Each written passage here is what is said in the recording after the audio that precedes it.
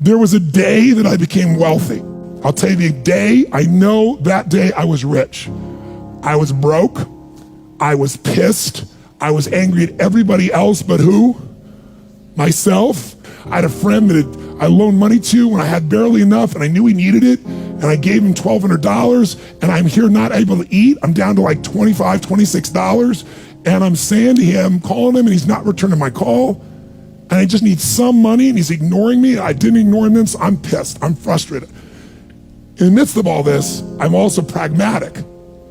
I got 25 and change, call it $26. What the hell am I gonna do? I don't have any plans for economics. I got overhead that's crazy. I'm living in this little tiny apartment, 400 square feet in Venice, California.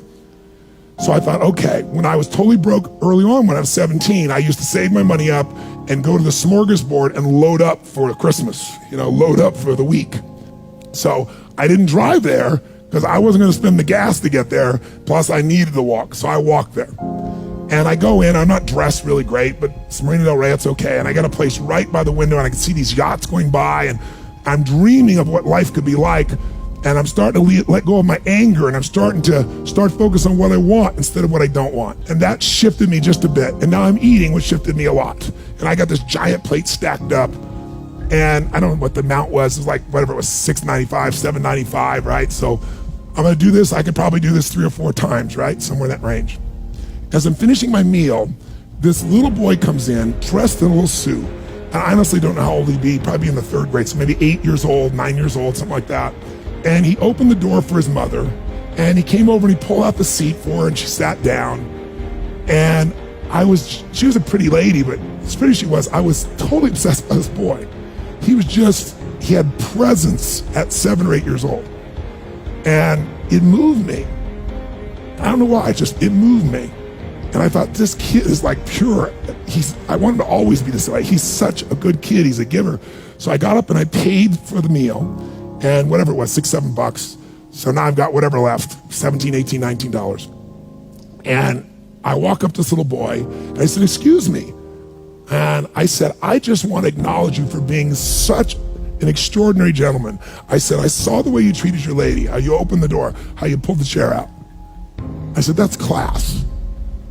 I said, my name's Tony, what's yours? And I don't honestly remember his name, Charlie or something. And he looked up at me and I said, Charlie?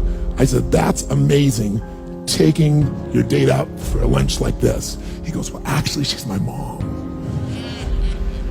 And I said, that's even more cool. And he said, oh, but I'm not taking her lunch because I think he said he was 8. I said, oh, yes, you are. I had no plan for this. I just reached in my pocket, I took all the money I had left, $17, $18, $19, and I put it on the table. I said, you're taking her to lunch. He looked up at me and he goes, I can't take that.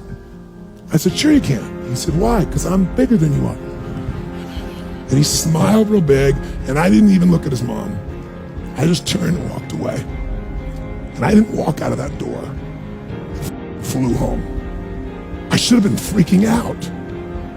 How the f am I gonna eat? But I didn't, because something inside of me had finally got past scarcity.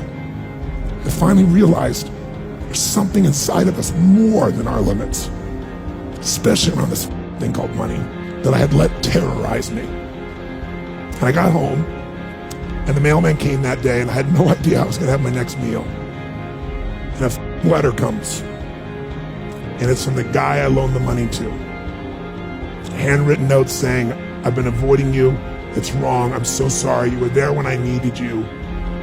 Here's what I owe you plus a little bit more. And the $1,200 was there, plus another $100 for the time that I had to take care of it. And for me, $1,300, that was enough to run my show for a month or 2. And I cried, and then I decided, what does this mean? And I thought, this means that whenever you give, it's always gonna come back, so you don't have to ever think about that again. Just give. And the rewards will be greater than you can ever imagine. I don't know if that's coincidence, but I decided to believe that day was a blessing when I became rich. And I can tell you honestly, I've had tough days in my life, economically, emotionally, like all of us. But I've never gone back to that scarcity, I never will. The secret to living is giving. Do it when you don't have it, and I promise you, scarcity will leave your life.